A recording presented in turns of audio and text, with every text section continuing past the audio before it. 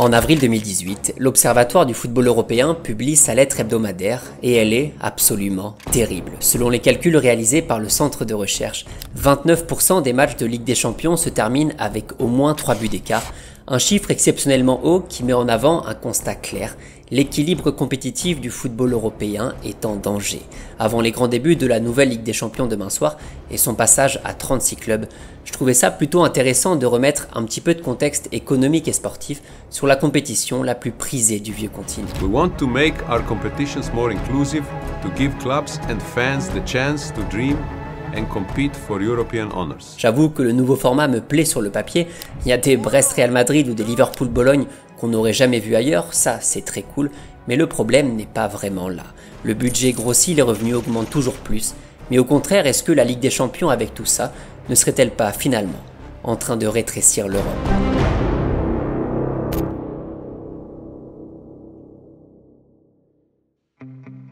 J'ai commencé la vidéo avec ce chiffre de 29% de matchs avec au moins 3 buts d'écart en LDC. Il est d'autant plus parlant que c'était de loin le chiffre le plus haut parmi toutes les compétitions européennes. En 2018, pour comparer un peu, la Ligue 1 était à 17%, la Bundesliga 11%, la Serie A plutôt vers les 20%. Seul le championnat chypriote s'approchait un tout petit peu de cet énorme 29%. L'Observatoire du football européen accompagne ce chiffre avec un deuxième d'autant plus parlant. L'édition 2018 a connu en moyenne un écart d'1,87 buts par match. 1,87, c'est 30% de plus que l'Europa League et que les autres grands championnats européens. Je vous mets d'ailleurs dans la description le lien vers l'étude complète du CIUS avec plein de graphiques, de chiffres d'explication de l'évolution du phénomène depuis les années 2000. Derrière ces chiffres qui font un peu peur concernant l'équité sportive et l'intérêt pur de la compétition, se cachent plusieurs explications et plusieurs manières d'interpréter un phénomène qui, visiblement, n'est pas prêt de s'arrêter. But it's not just a tournament, it's the tournament. Without the Champions League, we'd never know if Chelsea could beat Real Madrid or how Barcelona would match up against Bayern Munich. It's an international measuring stick for the best clubs in the world, all of which just happen to be in Europe. Why? Money. A lot of money. Depuis 1992, le football européen a complètement explosé en termes de flux, de revenus, de visibilité, de transferts, de tout ce qui touche de près ou de loin à l'intérêt économique. Déjà vers la fin des années 80, plusieurs présidents de clubs, notamment Silvio Berlusconi, sont un peu surpris de voir que le potentiel énorme du football européen et de sa Coupe d'Europe n'est pas vraiment exploité par l'UEFA. L'idée à l'époque déjà est claire, faire en sorte que les plus grands clubs s'affrontent plus souvent pour faire exploser le montant des droits télé, des partenaires, etc. dans le but simple de faire gonfler la cagnotte. Du coup, dans les années 90, l'UEFA décide d'accélérer un peu les choses et de revoir le format de la Ligue des Champions, passant d'une phase de poule à 8 équipes en 92 à celle que l'on connaît depuis, c'est-à-dire 32 équipes engagées. Rapidement, la compétition devient le fleuron du football européen. La Ligue des Champions est pleine de modernité avec sa musique, sa présentation, ses ballons, ses couleurs. C'est une énorme réussite pour l'UEFA. Ligue des Champions, Manchester United, Bayern de Munich. Mercredi 20h35, en direct du Nou Camp, la plus prestigieuse des finales européennes est sur TF1. La course à la performance sportive devient la priorité pour tous les clubs européens, en particulier pour les gros clubs qui déjà en 99 se réunissent sous la bannière du G14. En gros, c'était une organisation réunissant les 14 clubs européens les plus influents, ayant pour but évidemment de défendre leurs intérêts auprès de l'UEFA pour tout ce qui était lié aux droits télé, aux sponsors, aux nouvelles réglementations, etc. Les questions d'argent et en l'occurrence de rentrée d'argent sont au cœur de l'organisation car les clubs ont besoin de beaucoup de sous au vu de l'endettement des clubs à l'époque. En effet, dans les années 99-2000, la récurrence de la qualification en Ligue des Champions qui n'existait pas avant 92 donne envie aux clubs de voir plus grand, de se structurer en faisant appel à de la dette. La course aux meilleurs joueurs, aux meilleurs stades, aux meilleurs palmarès, etc.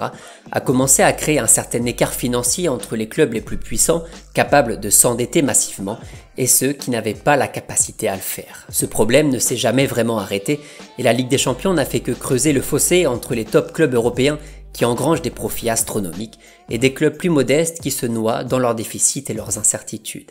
La dotation de la LDC a augmenté toujours au profit des plus gros clubs, de ceux qui sont toujours là, avec un système de redistribution qui n'a jamais vraiment changé avec le temps.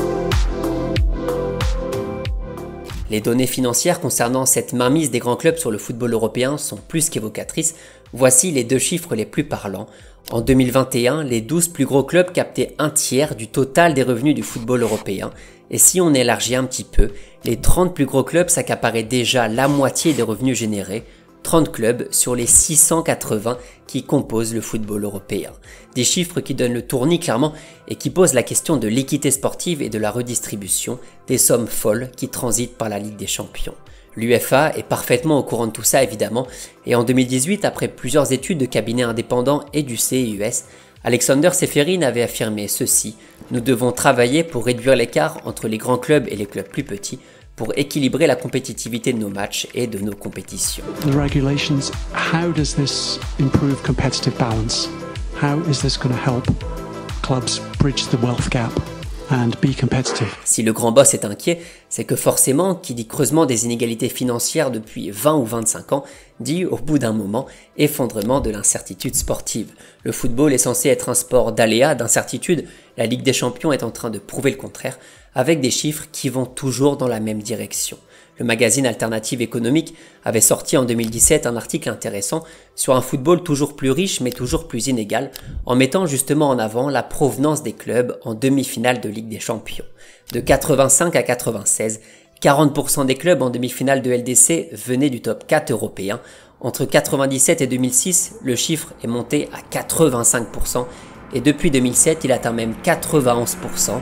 Seuls Paris, Lyon, Monaco et l'Ajax ont réussi à faire quelque chose.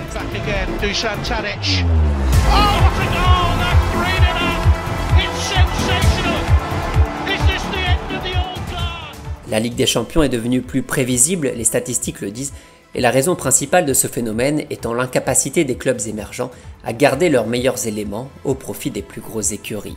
Quand on voit que Dortmund va en finale la saison dernière, alors qu'en 3 ans ils ont perdu Erling Haaland, Manuel Akanji et Jude Bellingham, c'est compliqué de ne pas s'imaginer le potentiel du club si tous ces mecs-là étaient restés. Et encore là, je parle de Dortmund, qui est un club bien installé depuis longtemps, mais pour les plus petits, c'est encore pire. Comment est-ce que Girona va réussir à faire quelque chose cette année, alors que les 3 meilleurs joueurs du club sont partis à l'AS Roma, au Bayer Leverkusen et à Manchester City? C'est toute une équation qui est devenue impossible à résoudre, et ça remet en cause de plus en plus l'intérêt sportif de la compétition.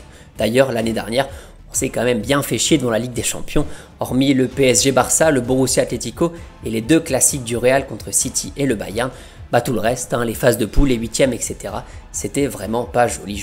Même si moi j'avoue que j'ai pas la même hype que Walid, parce que la semaine européenne pour l'instant Mais la Ligue des Champions, là, on en parlera ce soir, c'est pas terrible, mais donc, tout à l'heure. C'est mieux. C'est pas terrible, mais c'est mieux. Ouais. En 2019, le scandale des Football Leaks explose et laisse entendre que l'UEFA aurait parfaitement conscience de tout ça et s'alarme du fossé grandissant entre les petits et les gros. Dans une présentation interne de l'UEFA, révélée par Mediapart, on y apprend que les dirigeants européens regrettent vraiment la mainmise des 12 plus gros clubs sur plein de choses, sur les gros transferts, les mouvements financiers, la réglementation, etc. Une domination qui, selon les termes utilisés par l'UEFA, pourrait être irréparable. What matters for me and for Football Leaks is the documents are authentic. So I have to expose and give to journalists, credible journalists, the real deal. The real materials. That's the only thing that matters to me. En fait, ce football de l'entre-soi répond à une logique financière toute simple. Les gros clubs ont besoin de stabilité, de sécurité, de pérennisation, de projets à long terme pour sécuriser leurs investissements. L'aléa sportif dont on parlait juste avant ne doit plus exister pour ces clubs. Ils s'allient pour le faire disparaître et les dernières décisions de l'UEFA vont totalement dans cette direction. Avec la nouvelle Ligue des Champions à 36, aussi novatrice soit-elle, les très gros clubs savent très bien qu'ils auront toujours leur place dans la compétition avec l'énorme dotation qui va avec. Que ce soit dans les infrastructures, dans les transferts, dans les gros postes de charge d'un club, etc. Ils peuvent anticiper plus facilement leurs recettes sur plusieurs années et construire un projet durable, chose que les petits clubs ou que les clubs moyens ne peuvent pas se permettre de faire. Toujours plus d'argent grâce à la coupe aux grandes oreilles, donc toujours plus de poids et toujours plus de trophées. C'est là le problème finalement, c'est l'absence de régulation financière et salariale depuis beaucoup trop longtemps. Et ça, justement, on va en parler juste après. Pendant une grosse vingtaine d'années, sans aucune régulation, ni vraiment de surveillance de la part de l'UEFA, les clubs européens ont bâti une bulle financière assez inquiétante, au point d'accumuler près de 2 milliards de pertes en 2011. Bon, l'UEFA s'est dit qu'il fallait peut-être réagir et a mis en place le fameux fair play financier qui obligeait les clubs à contrôler leurs dépenses. Si la mesure a été plutôt efficace, puisqu'elle a fortement réduit les pertes et l'endettement des clubs européens, son application est mise en cause car l'UEFA ferme les yeux justement sur les grands clubs. Le fair play financier, je vous rappelle que quand j'ai pris les affaires en main, le football européen avait des milliards de déficits. Aujourd'hui, il y a quelques dizaines de millions de déficits. Au nom de ces règles du fair play financier, on a interdit en quelque sorte aux autres clubs, aux challengers, d'investir suffisamment, de s'endetter, en tout cas dans certaines limites. Donc ils ne pouvaient pas les rattraper, c'est ça ? Exactement, ils ne pouvaient pas les rattraper, ils ne pouvaient pas se mettre à niveau par rapport aux autres. L'exemple de Manchester City est le plus parlant, il fait grincer des dents en Angleterre et un peu partout en Europe, car la blague commence à durer depuis assez longtemps. Entre 2009 et 2018, les Citizens ont fait l'objet de 115 accusations liées à des allégations d'actes financiers répréhensibles. On parle de magouilles financières et comptables pour maquiller les comptes et surtout la partie revenus du club, notamment via le sponsoring. 115 accusations pendant 9 années d'affilée et jamais une seule sanction. Le fair play financier a été un bon moyen de réguler l'économie du football, d'empêcher les petits et les moyens d'aller droit dans le mur, mais ça n'a pas du tout freiné les plus gros, bien au contraire. Mais du coup, maintenant, qu'est-ce qu'on fait ? La première solution évoquée par le CIUS est en quelque sorte un système de redistribution via les centres de formation. En gros, mettre en place un système de calcul un peu complexe qui prendrait en compte la formation de chacun des joueurs européens pour redistribuer au maximum l'argent gagné par la Ligue des Champions. Ça paraît un peu compliqué dit comme ça, mais quand t'as des centaines de millions d'euros, voire de milliards mis en jeu, ça vaut peut-être le coup de s'y intéresser. L'étude sortie par le CIUS parle d'une base méritocratique pour réserver une partie des recettes tirées par la Ligue des Champions à l'ensemble des équipes ayant participé à la formation des joueurs impliqués. Tout cela en utilisant un système de prorata au nombre de saisons passées dans chaque club par chacun des joueurs. Cette redistribution pourrait permettre de reconnaître le rôle fondamental joué par plein de petits ou de moyens clubs pour développer les futures grandes stars que les grandes équipes rachètent après. Ça pourrait permettre aux équipes qui n'effleurent même pas l'idée de disputer la Ligue des Champions de profiter eux aussi de l'énorme pactole que représente la compétition. But you know, we talk about 20%, 21%, 25% of Premier League money filtering down. Only 5% of Champions League money filters down to domestic leagues. So I think it's a very different landscape. I think UEFA can properly regulate the game, but I'm not sure they can regulate the game and organise competitions that compete with us. C'est pas une si mauvaise idée en soi, au contraire, mais bon courage pour l'expliquer à l'UEFA et pour la mettre en place assez rapidement. Une autre idée assez intéressante aussi, et souvent évoquée par les experts, serait la mise en place d'un salary cap, c'est-à-dire d'un plafond maximal de salaire à ne pas dépasser. Ça paraît plutôt cohérent avec l'idée d'un football plus équilibré en Europe et surtout en Ligue des Champions, mais encore une fois, l'UEFA change régulièrement d'avis sur cette potentielle réforme. In the future, we have to seriously think about a salary cap. Because if the budgets go sky high, then our competitive balance is a problem. So the salary cap is our future. How long will it take? I hope that it can be made as soon as possible. We just started to discuss about it, but I think that's the solution. Plutôt d'accord en 2023 avec cette citation de Ceferin.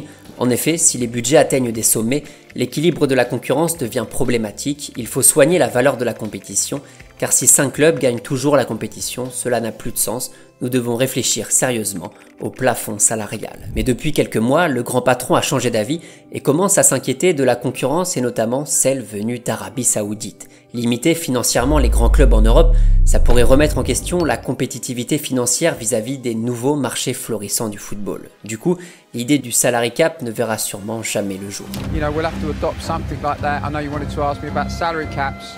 You know, all I said at the last thing that was picked up on is obviously we're looking at everything. UEFA are going to have salary caps effectively, so we will have to have some kind of version of that, I imagine. Autre solution, parce que oui, il y en a beaucoup, l'UEFA avait mis en place un nouveau système pour mieux encadrer les effectifs, un système qui passe par la formation. En gros, on avait dit à l'époque qu'une équipe qui se présente en Ligue des Champions doit forcément présenter un effectif avec dedans au moins 8 joueurs formés localement et au moins 4 formés directement au club.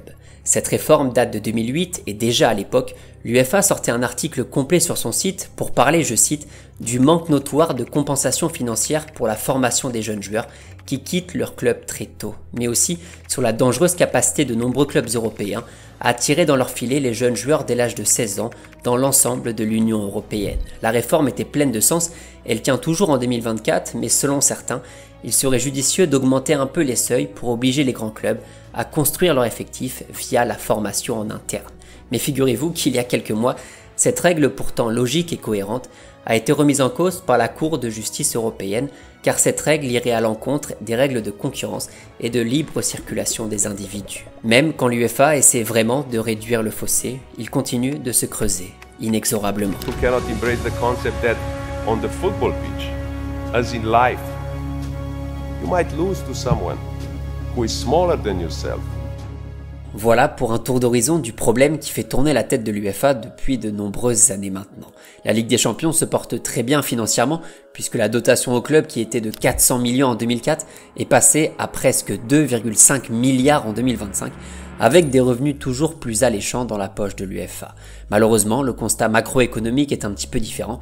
Malgré l'abondance, il reste la différence et elle n'a jamais été aussi grosse. La prestigieuse Ligue des Champions contribue lourdement à l'accroissement des écarts de richesse entre les petits et les grands, entre ceux qui prospèrent et ceux qui s'endettent pour espérer prospérer. Pire que ça d'ailleurs, la Ligue des Champions a quasiment remis en cause l'intérêt des championnats nationaux quand on a évoqué la fameuse Super League il y a quelques mois déjà. L'UEFA prône l'ouverture avec toujours plus de barrages et de pays concernés, avec un format qui se veut inclusif, mais derrière les grands discours, ce sont toujours les mêmes qui repartent avec le gâteau. It will also give more supporters from across the continent the opportunity to watch their clubs play against other top teams from other countries. L'écart se creuse toujours un peu plus entre ces clubs qui restent des clubs de football et ces grands clubs devenus des multinationales aux sources de revenus toujours plus nombreuses et dopés par la coupe aux grandes oreilles. Le football appartient aux supporters, mais il appartient désormais à la finance, un domaine qui déteste plus que tout le côté imprévisible, enthousiaste, incertain, tout ce qui fait finalement le charme du football. J'aimerais avoir vos avis en commentaire, si vous avez des chiffres à mettre en avant, si vous pensez à des solutions pour essayer de freiner le phénomène, etc. N'hésitez surtout pas, l'espace commentaire est fait pour vous. La Ligue des Champions entre demain dans une nouvelle ère, un format validé jusque 2027, mais la suite est un peu plus sombre, l'UEFA soumis par les grands clubs a sûrement de gros projets pour continuer à brasser toujours un peu plus. Si comme on le dit souvent, le football reste le miroir de la société, il semblerait que la phrase prenne de plus en plus de sens avec le temps. Les riches deviennent plus riches et gagnent encore plus, les pauvres doivent s'endetter, galérer, revendre et espérer un exploit pour un jour, peut-être, serrer la main des plus grands.